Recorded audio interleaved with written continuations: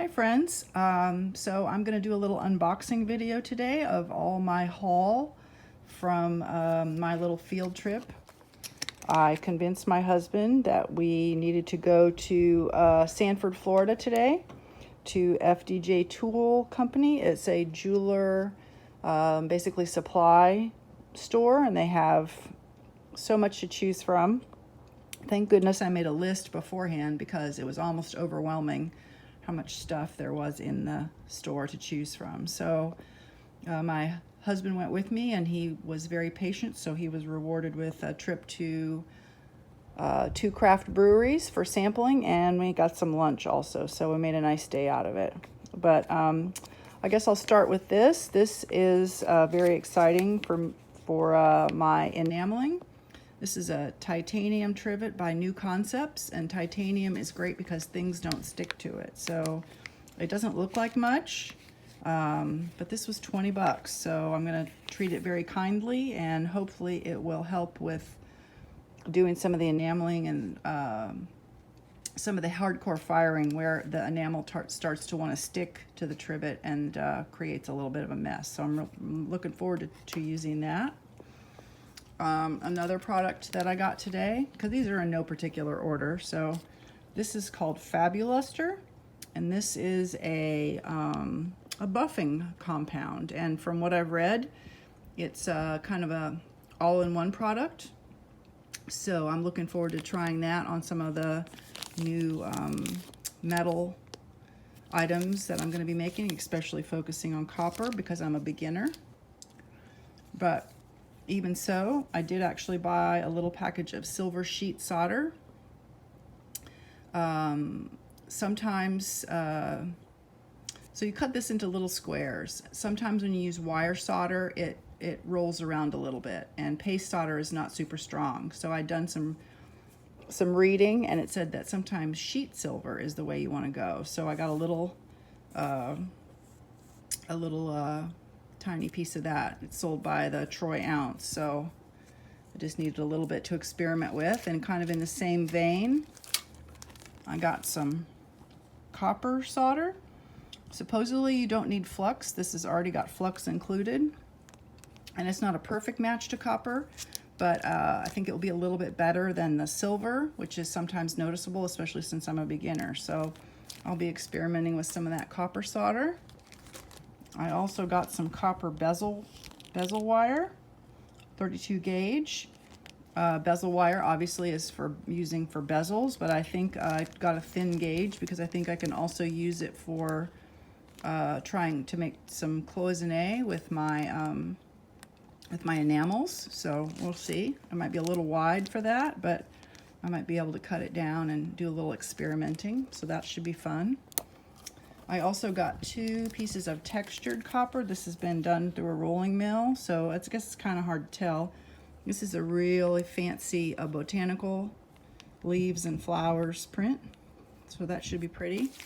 And then I also got a little geometric pattern, and these are supposed to be pretty cool with transparent enamels, because you can obviously it adds the color and the shine, but you can still see the pattern through there if you use transparent. So I'm looking forward to trying those out.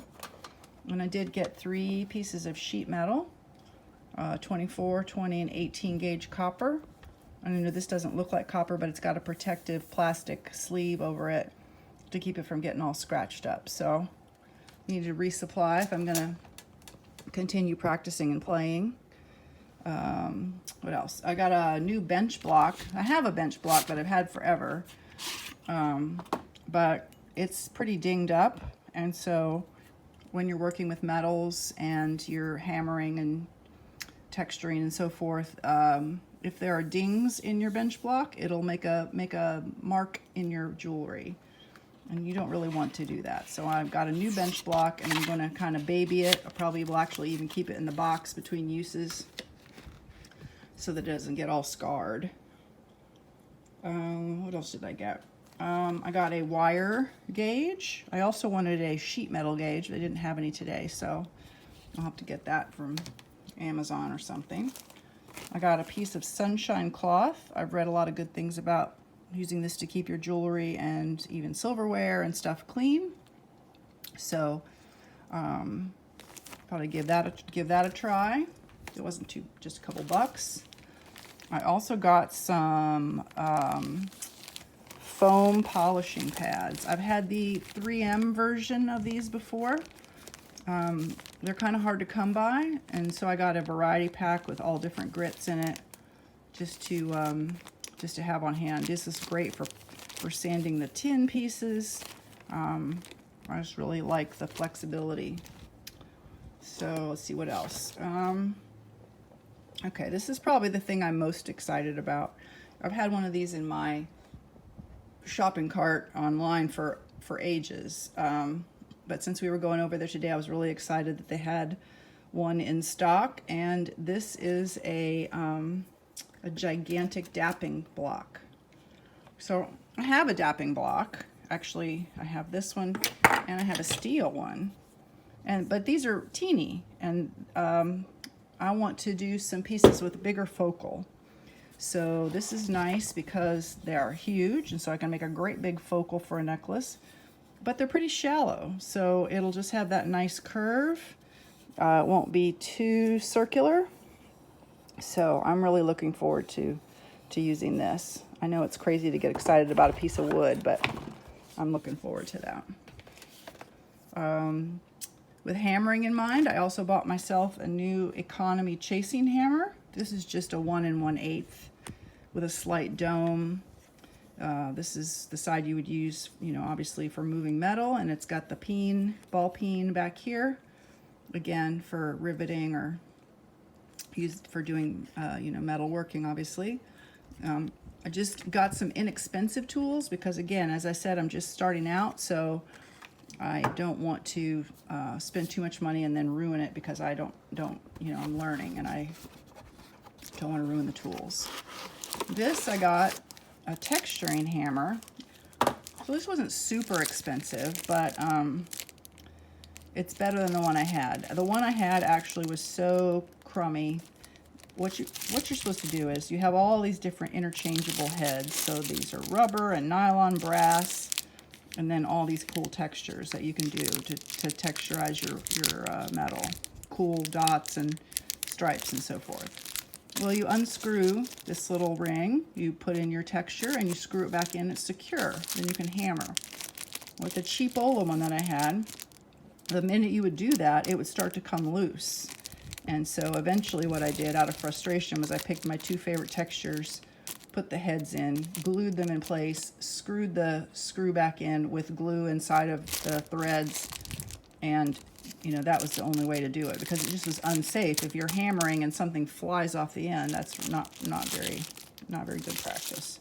So hopefully that one will work a lot better than what I had before. I also treated myself. This is tiny, so I'm not sure if you're going to be able to see it. You may know that my logo is a fleur-de-lis. It's not going to be really. So I bought myself a little punch to mark the metal with my logo. So I thought that was kind of a fun little addition for a few bucks.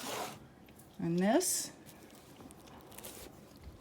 is a teeny tiny anvil. So again, an economy version, just for a beginning metalsmith, but this cute little anvil for forging and shaping metal. That'll be fun. You could bolt it to the bench if you wanted to for security. May end up doing that. But got myself a little anvil, and what's the last thing? All right, so this was not on my list, but it's such a great idea I couldn't pass it up for like $10 or $11. This is a torch stand. So I've been trying to practice with my Little Smith torch that I bought secondhand. And what I realized the other day was that there's no good way to set it down when it's hot. So this little gizmo, which you can also